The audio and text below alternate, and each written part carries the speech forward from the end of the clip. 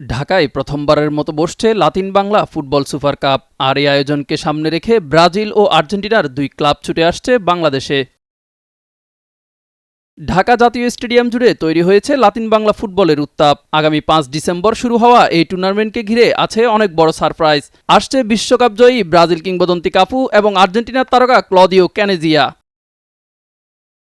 Latin Bangla football super কাপের মাঠ পরিদর্শন শেষে এএফ বক্সিং প্রমোশন ইন্টারন্যাশনালের ব্যবস্থাপনা পরিচালক এমডি আসাদুজ্জামান বলেন, আশা করছি এই টুর্নামেন্ট দেশের ফুটবলে নতুন ভরসা আর তরুণদের জন্য বড় অভিজ্ঞতার দুয়ার খুলে দেবে। বাংলাদেশি হিসাবে অফকোর্স বাংলাদেশি স্পোর্টসের যে ধারাবাহিক সাফল্যগুলোর দিকে তাকাইলে দেখলাম যে বক্সিং, ক্রিকেট বা ফুটবল প্রত্যেকটাই ধারাবাহিক আগায় যাচ্ছে। ২ ডিসেম্বর আর্জেন্টিনার ক্লাব অ্যাথলেটিকো চার্লোনের অনূর্ধ্ব ২০ দল এবং ৩ ডিসেম্বর ব্রাজিলের ক্লাব সাও বার্নার্দো ঢাকায় পৌঁছাবে। এই আয়োজনে অংশ নিতে ইতিমধ্যেই ২৯ সদস্যের শক্তিশালী বাংলাদেশ দল ঘোষণা করেছে বাফুফে। বাংলাদেশ দলের কোচ হিসেবে থাকছেন গোলাম রব্বানী ছোটন। এছাড়াও দলে আছেন কিউবা মিচেল, জায়ান আহমেদ, বিৎশোক চাকমা, ইকরামুল হক সহ তরুণ প্রতিভারা। মিজান ফারাবী, দিগন্ত স্পোর্টস।